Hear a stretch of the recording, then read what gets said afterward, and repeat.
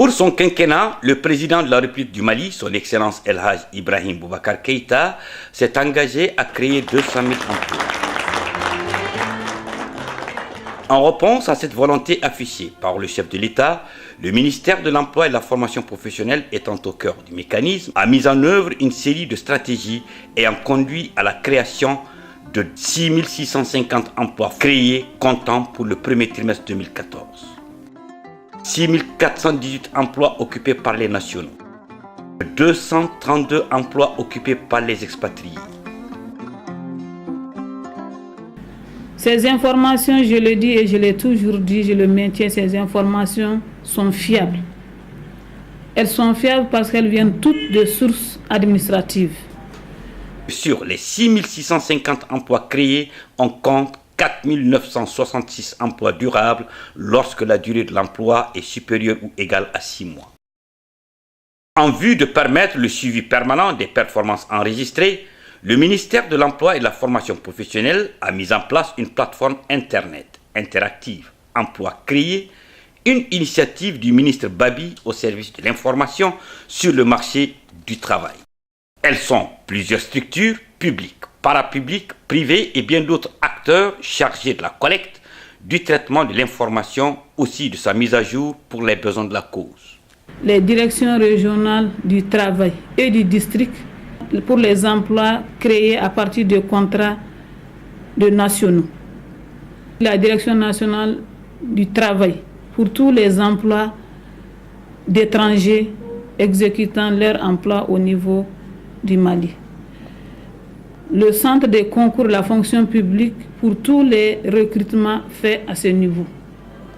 La direction générale de l'ENA pour les 7 corps dont le recrutement relève de l'École nationale d'administration.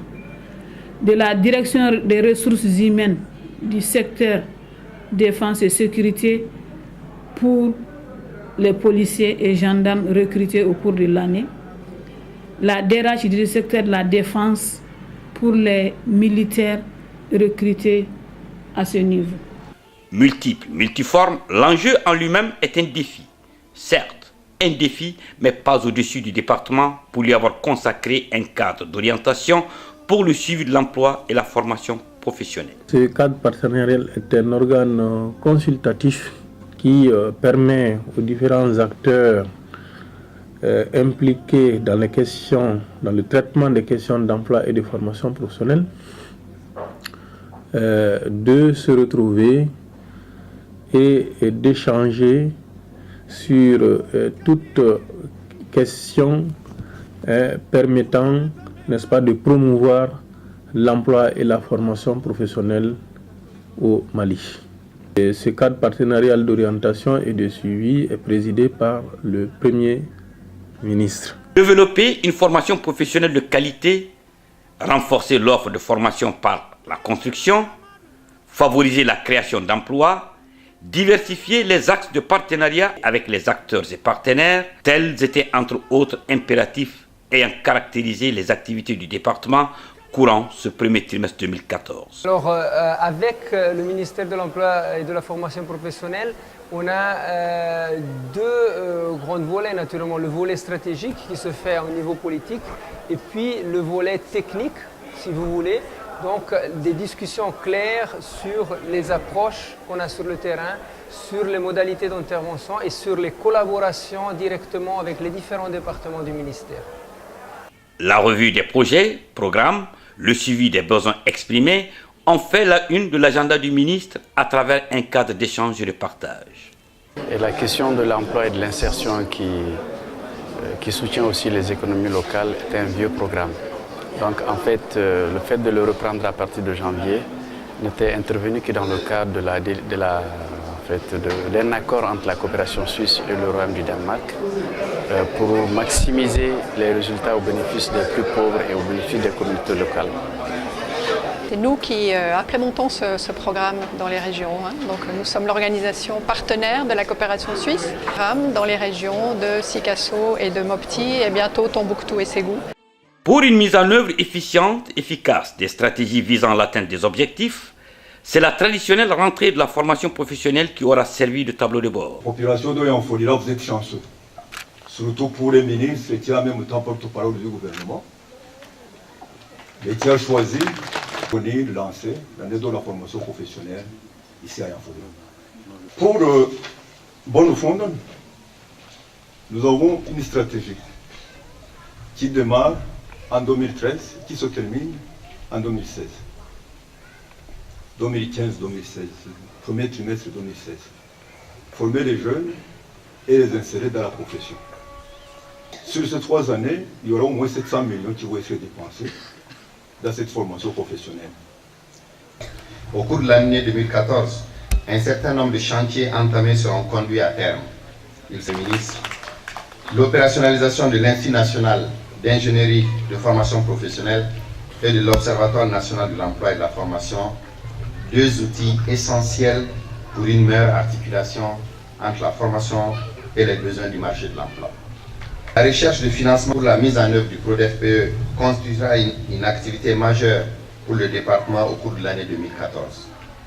L'année 2014 verra aussi le renforcement de l'offre de formation à travers les nouveaux centres de formation de Dioïla, construits avec l'appui de Bornfronden, Tomignan et Yorosso, construits avec l'appui du Grand-Duché du Luxembourg et de Meaux.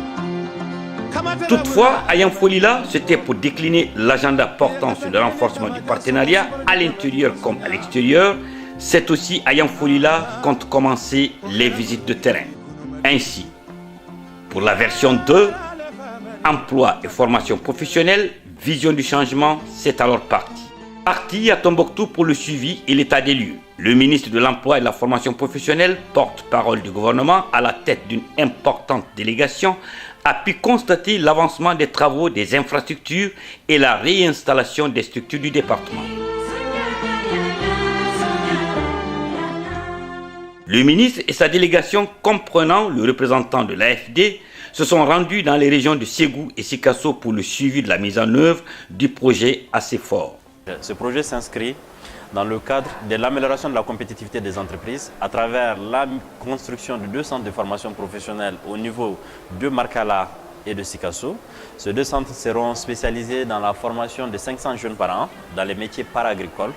Donc, il s'agissait pour nous d'aller sur le terrain, voir effectivement le démarrage de ce projet et nous assurer que ce projet démarre dans les meilleures conditions. Parti pour rassurer, mais aussi et surtout pour booster acteurs, structures et partenaires. Il faut que les élus eux-mêmes s'approprient ces programmes, ces projets, qu'ils mettent les moyens qu'il faut pour pouvoir les suivre et coordonner les différentes activités.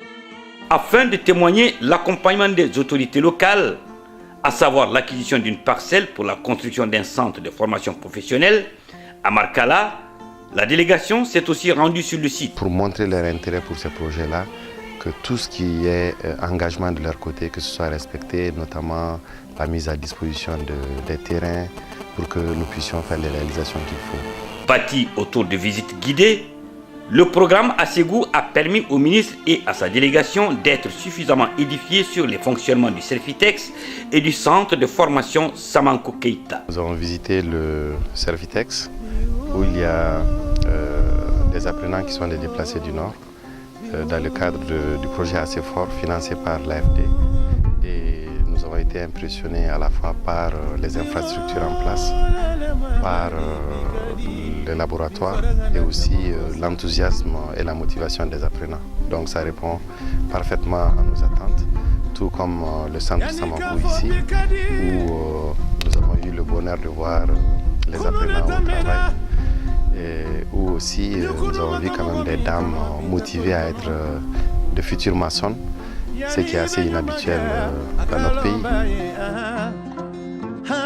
À Sikasso, ce sont les centres de formation professionnelle Jean Bosco et bâtiments Sikasso qui ont accueilli la délégation. Le premier, un des centres les plus performants au regard de la qualité des modules dispensés. Électricité, mécanique auto, froid, menuiserie métallique.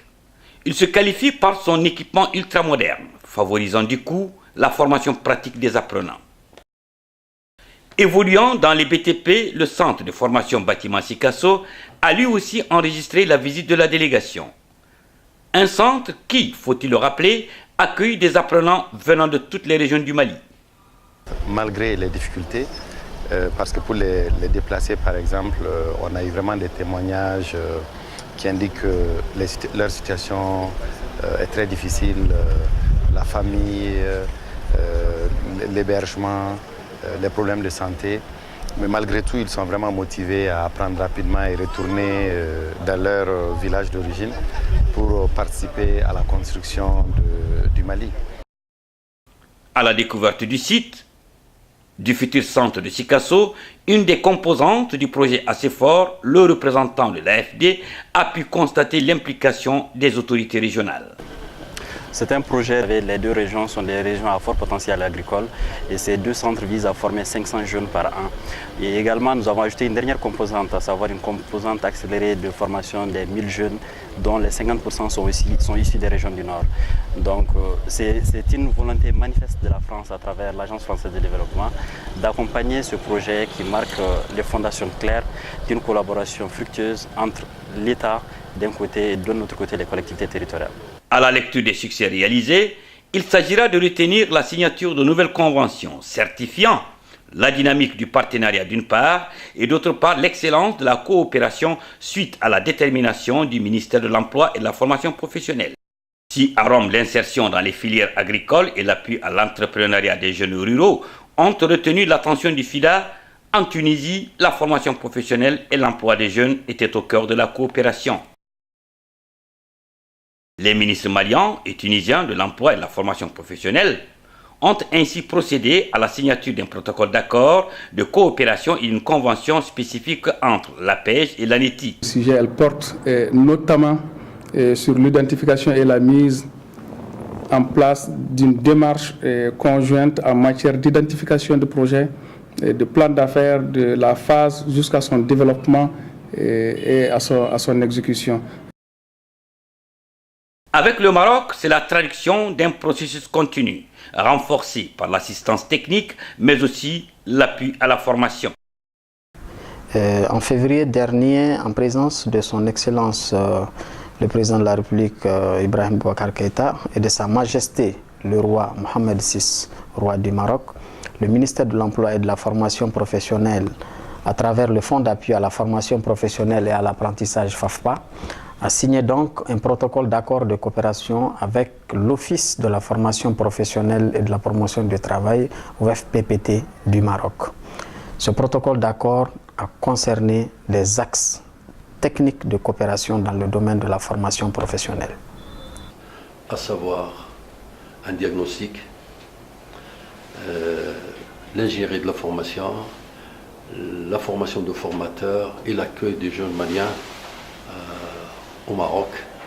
Nous comptons, Inch'Allah, recevoir une cinquantaine de jeunes selon les priorités de M. le ministre.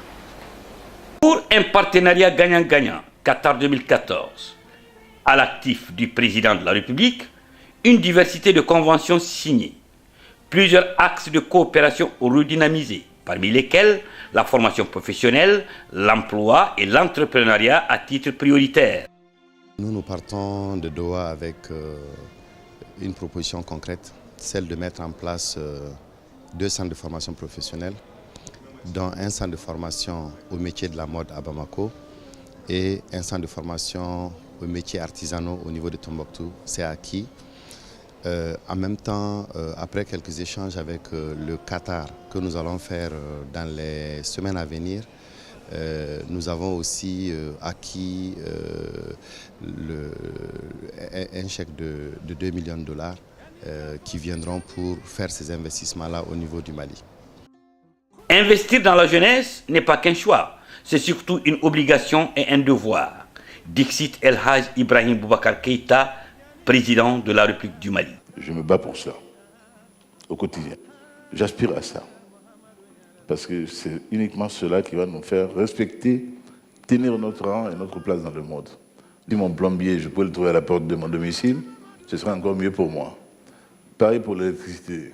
La maçonnerie, c'est pareil. Donc, il y a aujourd'hui un besoin crucial, vital, de formation sur place, de professionnels. Mais c'est pour vous dire que nous tenons beaucoup à ce que l'on puisse promouvoir les jeunes qui ont des idées nous avons les bourses, nous avons ces compétitions de plans d'affaires pour l'émulation. La formation professionnelle pour nous est très très importante. Et nous avons un ministère emploi, formation professionnelle, ce n'est pas un gadget. C'était à Bruxelles, une fois de plus, pour corroborer la création des 200 000 emplois au cours de son quinquennat.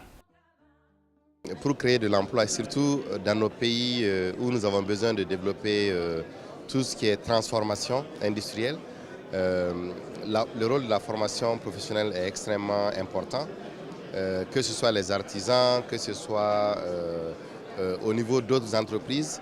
Lorsque vous prenez les filières courtes, beaucoup de gens pensent par exemple qu'on devient menuisier ou maçon parce qu'on a échoué. En plus de la formation, il faut aussi mettre l'accent sur la sensibilisation. De cet accompagnement combien une aubaine, le ministre de l'Emploi et de la Formation professionnelle, porte-parole du gouvernement, entend y profiter pour améliorer les performances déjà enregistrées.